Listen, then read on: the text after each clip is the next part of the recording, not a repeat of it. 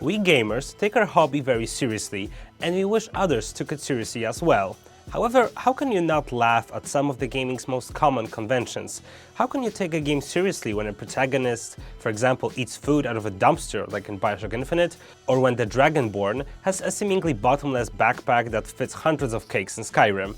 Well, some developers don't care about that and openly break the fourth wall and laugh at the absurds of gaming.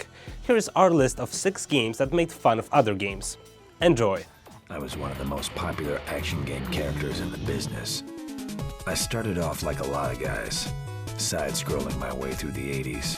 The poorly executed Eat Lead, The Return of Mad Hazard, which was released in the days of PS3 and Xbox 360, has nearly been forgotten nowadays. In this game parody, we played as a fictional fading video game icon, the titular Mad Hazard, inspired greatly by the likes of Doomguy and Duke Nukem, who wanted to make a comeback to video games. Sadly though, his saves are deleted, his life is in danger, and with the help of a hacker Cortana-like ally, he tries to survive in the hostile gaming world.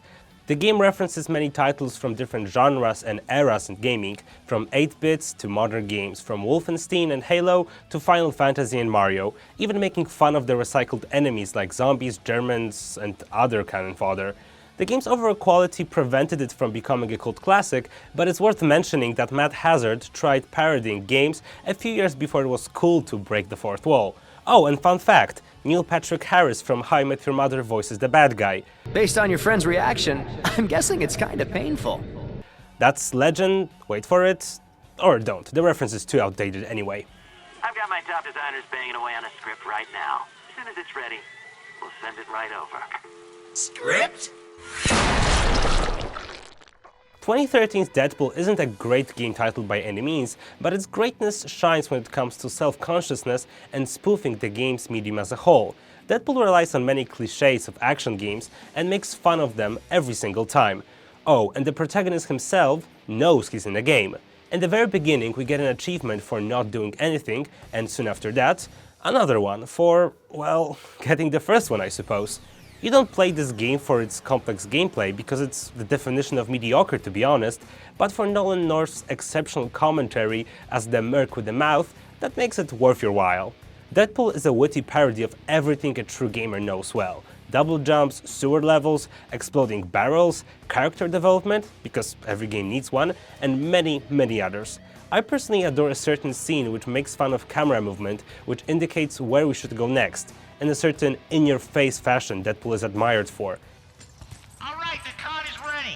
Pull that lever to open the gate. Okay, I'm pulling this lever right here to open the gate. Which lever? This lever. That's fine work with that lever, son. Yes, the gate is now open because I pulled this lever. We get it, High Moon. An uninspired slasher based on a popular character? Sure, you can call it that, but as a game about games, it's nearly perfect and it made us laugh every step of the way.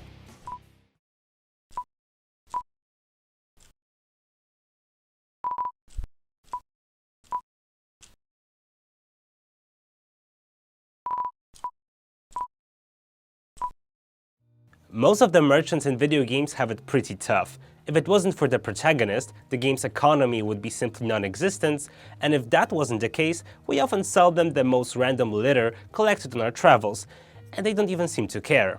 Snowden's shopkeeper, a certain merchant in Undertale, decided that enough is enough.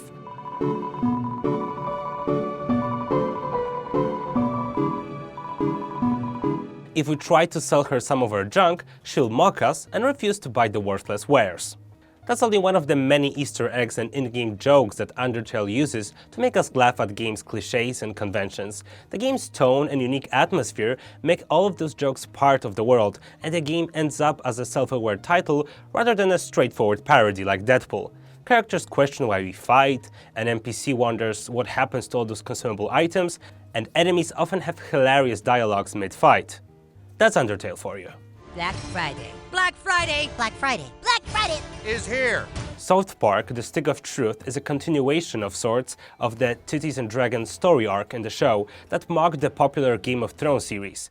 In the game, the boys, along with the new kid, embark on an epic quest filled with crude humor, Nazi cows, Mongolians, magic feces, and a Canadian royalty. The game carries over many jokes and themes from the series, but also spoofs RPG tropes and overused gaming cliches.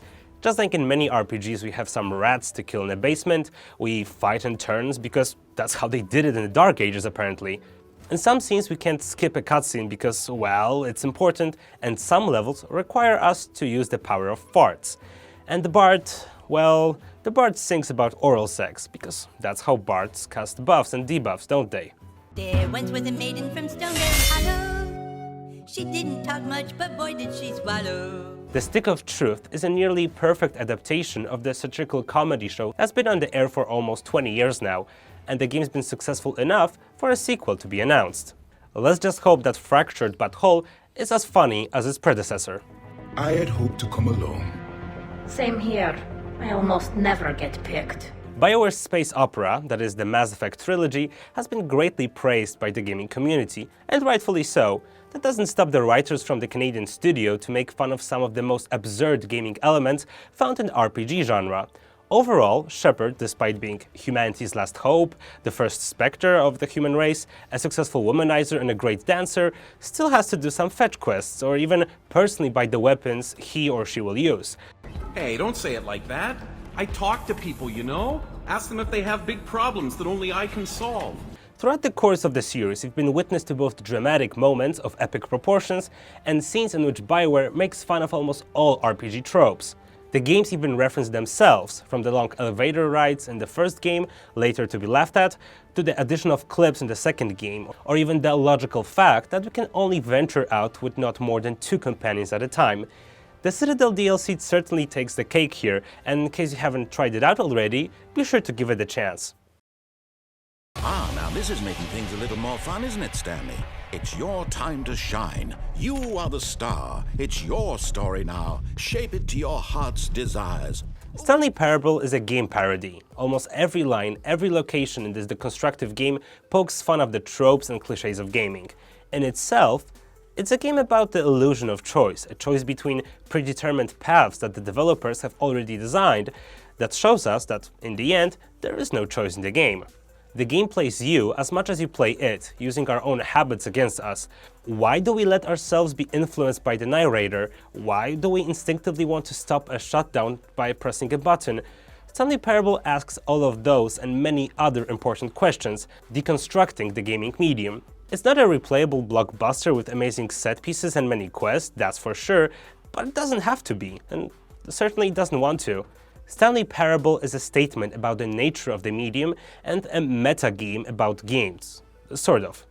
Okay guys, thanks for watching. If you missed your favorite game that made fun of other games, let us know in the comment section below. Hit a like, hit a subscribe, and see you in the next one. Thanks!